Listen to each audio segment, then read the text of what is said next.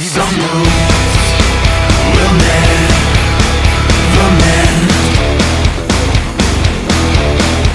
It came with a warning, now we're all out of time. This romance with ignorance has left us behind. Sit back, relax, begin. It's too early for surrender, too late for a prayer.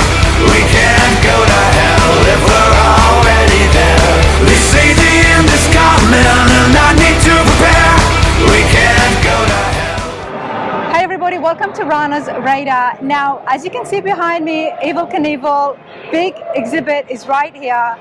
What I know from Evel Knieval is definitely the suits and that he was a stunt guy. But I think you lot know a lot more than him, and I'm here to find out. Of course, he's not here with us, he's passed away, but I do have John.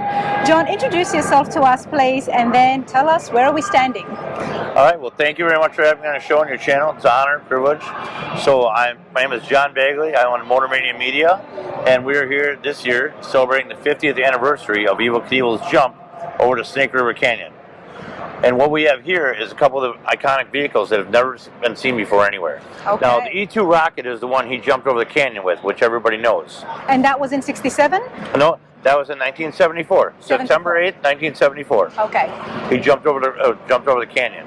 When he got back and he was doing a couple promotions here and there, he announced that would be his last jump and do whatever. He was, the last American superhero is what we called him. When we were kids, before all this other great stuff on, he was our superhero, the real life superhero. So that's what we did. We had Evel. So that's what we did. Before 74, how did he get his fame? How did that start? Do you know? So if you rewind a couple years back, he came from Butte, Montana. And what it was, in 1967, he bought a Triumph motorcycle. Okay. And raced around through the hills and everything like that. Did a couple promotional things. First ever, there's a full-blown motorcycle, not a dirt bike, because dirt bikes weren't really out there yet. He was doing wheelies through town, getting chased by the cops, just having a fun like a good old country boy. And what he wanted to do is promote himself a little bit. So he started jumping it. And his first thing, he jumped over like 2 caged lions and a couple of I guess a pool full of snakes, yeah. Rattlesnakes. And this is not with the small bikes that we see today, common traditional stunts. This is a full motorcycle. Full motorcycle. Okay. And you can see it on other videos. You can look everything up. So what he did is he promoted himself, told everybody what he was going to do. So he promoted himself, gave out his own flyers. This is a kid doing all this stuff. There was no TV, no internet, none of this stuff. So he was doing it all, handing out flyers everywhere. And TV really wasn't that big of a thing either yet. You're talking 67. So he was out doing all this stuff, and he promoted himself, became successful on it, and he would go through and he started his own crew called the Hollywood Stuntmen. Yep. And that's what he started. Now back then it was black and gold he used to wear when he first started. Okay, we have a couple of those things here. But then in 69 or 1968 he jumped Caesar's Palace. He jumped Caesar's Palace and everything changed history. Okay, what was so special and significant about that jump? So his promotional techniques were amazing because he didn't have a promotional gear, he didn't have a TV network on a team. He made all the phone calls himself. When you look it up, he would call Caesar's, he would call here. He said, hey, I heard you got this Evel Knieval guy, or Knievel or whatever. He would call like in a different voice all the time as a news station, and it was fake to promote himself. Wow. So the owner of Caesar's is like, who the heck is this guy? So before you know it, they had him out there, and him and his own team. That's just absolutely brilliant. Sorry to cut you off, he's an amazing businessman. That is absolutely brilliant, because we are talking about a time where there wasn't Instagram, Facebook, or social media. And it's so easy nowadays. Yeah. It really is. It really is. And how do you get the word out there? And how do you convince people to talk on your behalf or gain followers? Yeah. Do it yourself. Do it yourself. He traveled all over the place. When you follow his history, he goes all over the country promoting himself no matter where he went. And he was amazing at it. Even his toy line. So you're talking a kid who started in 67. He then jumped Caesar's Palace, broke some bones, did all these other things. Then he started jumping Mack trucks and semis and became world famous. Wow.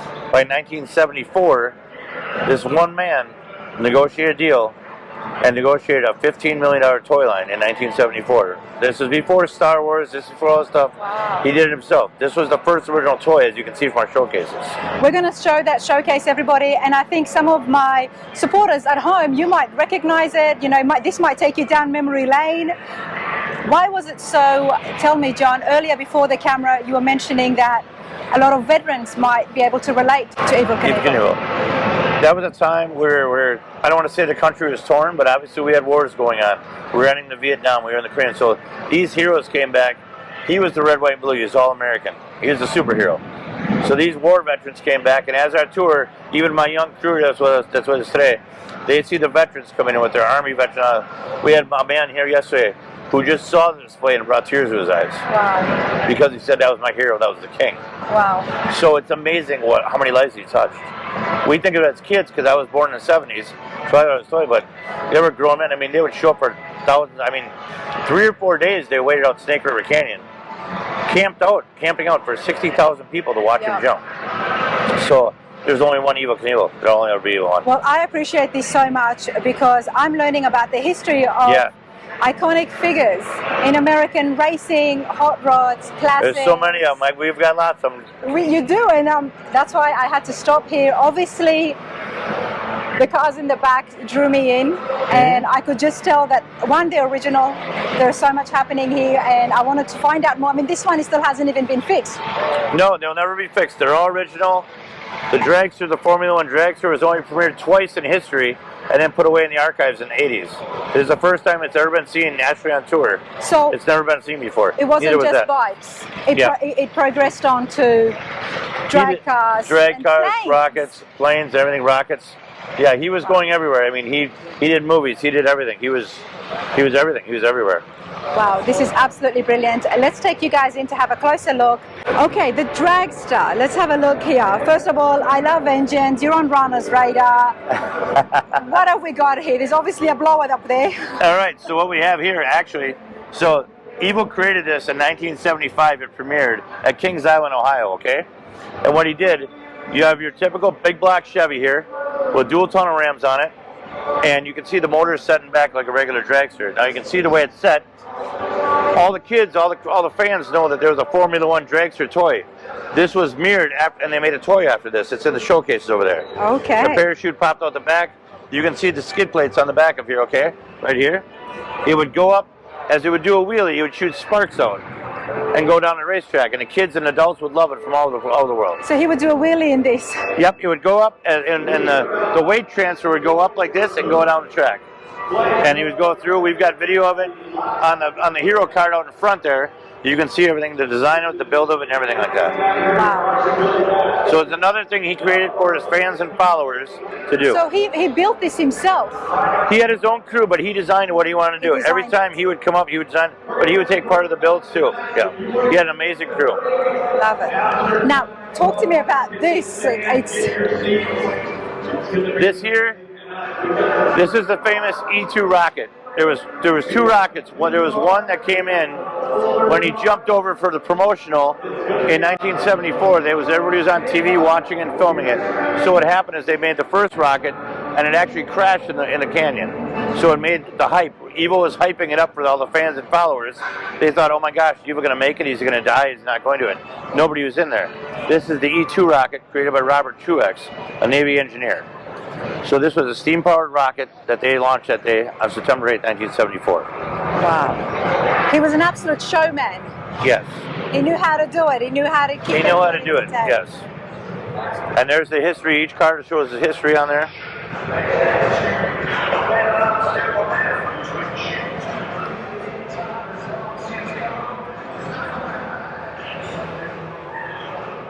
I mean, like all iconic people, he's left a legacy. Did he have family and kids as well? So there's another famous person he's got here. So his son, Robbie Knievel, as we all knew in the 90s, Robbie did over 300 consecutive jumps and broke over 30 world records in the 80s and 90s when he came through. So he came through and he did this. And Robbie, again, Evel passed away some years back. Robbie just passed away last year. So we're here to bring out the family name and putting on tour. And there's one more person which I want you to talk to, which is Lathan Mckay. Okay. He's a co-founder of the museum, Evel Knieval Museum in Kansas City. He's my major historian. He's a good friend of mine, and I want you to talk to him next. I would love to talk to Lathan. All right, let's go find Lathan. Let's go do that, and hopefully that noise gets taken down a bit. All right, everybody, a bit of a change of scene. Yes, my shirt's changed as well because the interview with John was yesterday, but we had to finish it off today with Lathan. Lathan, how's it going? How are you? Good. Thank you so much for being so accommodating and having a walk with me amongst these beautiful cars and away from that noise. And the wonderful noise. The wonderful noise. The fumes. So, hey, how are you liking the show here? It's amazing. My good friend Carl Green, who we lost, was Evel's really good friend and painter. He invited me to this a few times, and this is the first time I've made it here. So. Oh, it's the first time here? Yeah. Okay, well, we're at Darryle Starbird's car show here in Tulsa, Oklahoma, but we're talking about the Evel Knieval exhibit that was featured here. Yourself, you're a key figure in that as well, because I want to find out your involvement with the Evel Knieval Museum. Well, I started in 2012 of February collecting. I just traveled the world. I was kind of perturbed that he had no museum for himself because of his legacy. And I found one set of leathers, a jacket, and then a helmet, and then motorcycles, and then a truck.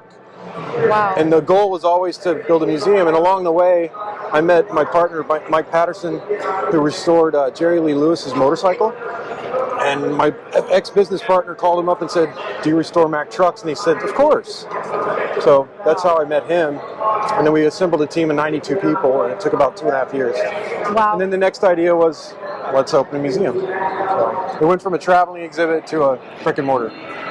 Because it is so popular, the fan base is huge, and we'll discuss the museum a little bit more later, but before that, Lathan, tell me about yourself. Obviously, big fan of Evel Knieval. Where is the connection there, and when did it start? My dad, my late father, he just always said you can do anything you put your mind to and never give up. And if you fall down, get back up. The determination, passion, all that. That's where it came from, my dad. And then I was a skateboarder, sponsored at 14, and he was always kind of the guy on your shoulder saying, he was the poster child. I don't really like that phrase, but he was the poster child for individuality and just giving everything all you have. Wow. And then the skateboarding thing, and just my father, basically. It's just how I live. So with the skateboarding, you were hoping to do stunts, and Evel Knieval was inspiring I you? loved the skateboarding because I didn't have a coach. Okay. And prior to that, I tried every sport there was. Yeah. I liked some of them, but the second I stepped on a skateboard, it was just ultimate freedom. Nice. Ultimate freedom, yeah. And everything in my life's always been on wheels, whether it's roller skating, motorcycling, skateboarding, cars. Wow. Cars, we got a lot of cars. There's a lot of cars My here. favorite car is the 71 Barracuda, which I have and I built with my friend Aaron Borg. And there's only one Barracuda here. It's a 73, I think. Where is yours? It's not with you now. It's No, I back almost at home. brought it and parked it over here because it's should eviled have. out, of course. And it's in the movie that's being made right now. So. Okay, well, tell me about that movie. Some crazy guys at Network Entertainment that I love and work with. We've made several documentaries on Evel. They came to me 2.5 years ago, and they said, "We want to make a movie about what you've done. And it's a real American story." And I was like, wow, okay. So we've been shooting that for 2.5 years. And in the movie, we shoot it with movie cameras. Okay. And I'm a very 70s fanatic, cinephile. So I drive the car all over the country in the car, recreate scenes, meet with Evel's crew, discuss their history, and it's reconnected all of his crew. Wow. The ones we have left. We've lost quite a few in the last few years, but it's about the same thing. Individuality, freedom, living your dreams, and historical significance, basically. And keeping that alive. Yeah. Keeping it alive and The moving it on. message it's all about the message. For me, Evel Knieval he was more than a man, he was a movement. And that's the way I see it. It's not about skin and bones, it's way bigger than that. It's a global message that you can do anything you put your mind to. Well, it is fascinating. We need that. The country's down. As John was telling me that Evel Knieval, and I absolutely love this, that he would actually call and he did everything himself at a time where it was very difficult to make a mark for yourself. Yeah. I mean, and he did it. His whole thing was amazing name, talent, brains, and timing, because the country was in really, really bad shape with Vietnam going on. Yeah. And he was the only real human being in the world ever to be an actual, he's the only real individual that ever existed that's in a comic book. And it brought entertainment to a time where people really needed it. Elvis Presley and Liberace put together on a motorcycle. I love that, man. Lathan, absolutely love what you have done. Tell us about the museum. Where is it located? And currently it's outside of Kansas City in Topeka. Okay. Mike's back and forth from Vegas all the time. We've got a brilliant new building out there, and we start moving mid to late summer. We start moving everything to Las Vegas. So it's going to be in Vegas? Yes, it's in between the old and the new strip-ish around there. It's kind of a surprise, but Vegas is a whole different ballgame. Lots of city meetings and things of that nature, zoning and permits. But he's on the ground, back and forth, nonstop. So, well, love the entrepreneurial side of you. Not only is it great business, but also you're doing something that you're so passionate about. People don't know this about me, and they will. I design clothing too, and that's what I wanted to know. What else do you do? No, all the I love producing films. Obviously, I've made a lot of them, and documentaries. I love storytelling, but I just create nonstop. I design logos and jackets and you name it. It's nonstop. It's nonstop. Yeah, it's a victim of my own passions. You're here on Rana's Radar, and I try to find out and learn about my guests, and as I look and I try to read about you guys, there is so much, and I'm like, well, what do we talk about? You do yourself, you've just covered so much different areas, whether it's production or films, opening up a museum. First thing I did, I got a lead in a movie and I acted for a while, but it was like, and I didn't know that either. No, well, yeah, I just started out doing acting too, and I didn't really like certain aspects of it. Okay. And I'm kind of weird in front of a camera. I like to be behind the camera, but I get used to it. Yeah. I love making films because it's the same thing. You start out with a script. Yeah. You've got nothing, and then you build this production, and you got 100 people that make this incredible product. Or not a product, but it's also about building something out of nothing, and that's part of what Evel was to me too. It's you go from nothing to everything, and failing to flying high. It's about that journey and that arc. What would be one of the documentaries that people most will recognize you from? I Am Evel Knievel, Chasing Evil, Being Evil, Collision Course. We have a History Channel show coming out next month. Okay. The Icons That Built America, and they love it. It's a whole thing. It's a big series they do, like the food that built America. And, oh, yes. And they postponed it. It was supposed to come out in October, and they said it was so good they wanted to wait till football season was over so it didn't compete with the ratings on Sundays. I thought it was already out. Icons That Built America? Icons That Built, okay. It's it brand must have new. been something else that We built filmed America. it last year. Yeah. No, there's the toys came out, the food. There's a bunch of them. Okay. This one's going to be really cool, though. And you're going to be part of that as well as... Yeah, I produced it. I'm in it and did the archive, and we had a good team, worked on it with a bunch of cool people from history. And Nice. U1 Entertainment, yeah. Well, I love history because it always allows somebody to walk down memory lane, and if you haven't had the memory lane like me, or if you're a little bit younger, then you get to see what really shaped the world that we live in today. Yeah, absolutely. So that is awesome that you're doing that, honestly. Absolutely I don't know what love else it. to do. You don't know what else to do. No, keep doing what you're doing. Sit around and eat snacks. Keep doing what you're doing. Lathan, I appreciate your time. Thank you. Thank you. No. No! This man loves me saying no. Well, this woman that starred in our film, she had to learn the accent. She had to learn the accent. Yeah, and Why didn't you just get an Aussie? It was last minute. My Australian friends were coming around, and everybody's like, "What's the hardest dialect to do and perform?" And I think the no. The no. And everybody was trying to do no. It's difficult. There you go, everybody. No chance. Lathan Mckay. Awesome stuff. Okay, Thank bye. you. Bye bye.